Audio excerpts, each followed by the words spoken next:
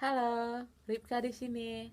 Sekarang aku mau kasih judul untuk kesaksianku, yaitu mimpikanlah sebuah mimpi.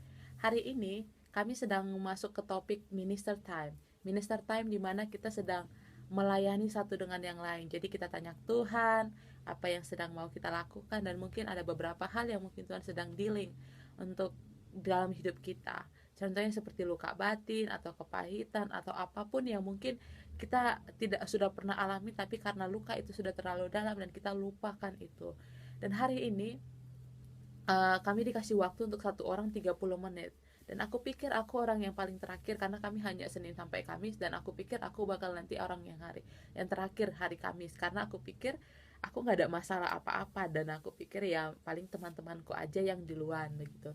Sampai akhirnya sewaktu kami hari tadi pagi ada worship, ada seperti pujian penyembahan, tiba-tiba ada lagu nyanyi, uh, Spirit lead me when my trust is without border.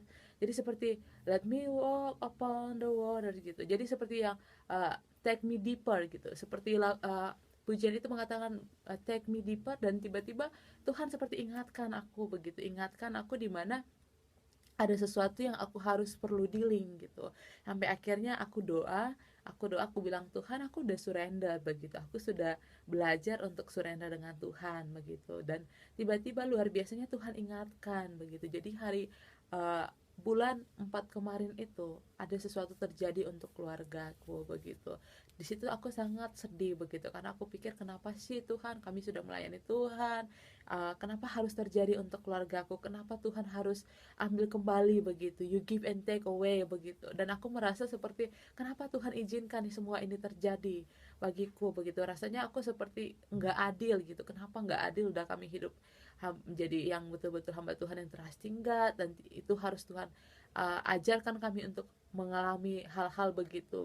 Sampai akhirnya Tuhan, aku maju ke depan dan aku bilang aku mau dilayani sekarang begitu. Aku maju ke depan, dan pada saat maju ke depan dan aku minta ampun sama Tuhan atas ketidakpercayaanku disebabkan karena hal-hal yang terjadi. Dan aku pikir juga kenapa waktu yang bulan 4 itu kejadian untuk keluargaku, dan aku merasa seperti tidak percaya, kurang percaya dengan Tuhan, kenapa Tuhan izinkan terjadi begitu.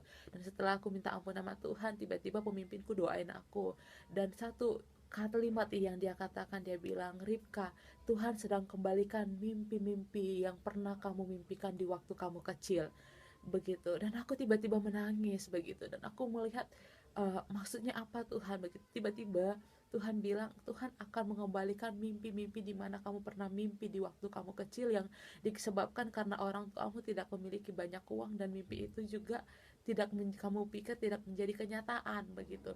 Dan tiba-tiba Tuhan ingatkan aku begitu, waktu kecil ternyata aku dulu pingin jadi pramugari.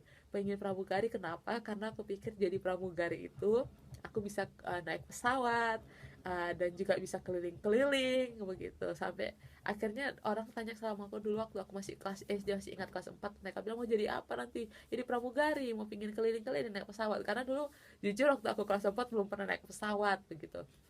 Sampai akhirnya waktu aku kelas 5 SD, aku pernah mimpi di mana aku naik pesawat dan aku sedang berada di Ancol begitu. Dan puji Tuhannya kelas 1 SMA SMP, itu SMP bukan SMA, kelas 1 SMP mimpi itu jadi kenyataan begitu. Aku pergi ke Jakarta, dan lucunya lagi waktu aku ke Jakarta itu pun semua nggak kebetulan. Aku ke Jakarta tetapi tidak naik pesawat.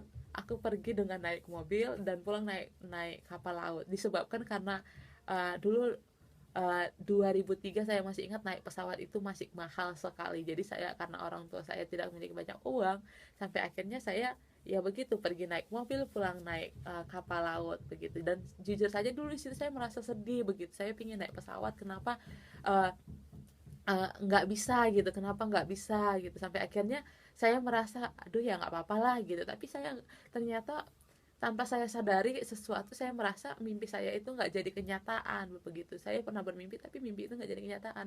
Sampai akhirnya Tuhan ingatkan kembali begitu. Dan lucunya lagi 2010 saya pernah bermimpi, saya mimpinya itu uh, dalam kincir angin. Saya mimpi kincir angin itu gitu. Dan baru 2015 ini Tuhan kembali ingatkan, saya pernah bermimpi kincir angin dan kincir angin itu hanya berada di Belanda begitu.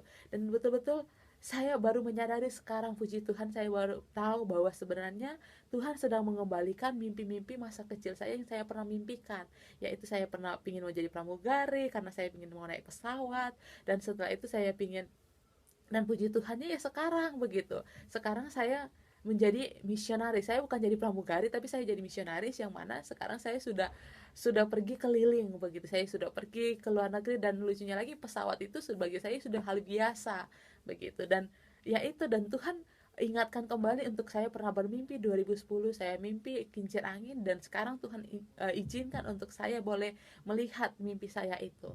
Jadi saudara, teman-teman, untuk keluarga saya mau mendorong teman-teman untuk mimpikan sebuah mimpi yang mungkin teman-teman pernah mimpikan, dan mungkin karena kebatasan dana, waktu, dan mimpi itu tidak jadi kenyataan. Ingatlah, Tuhan sedang mengembalikan mimpi-mimpi saudara.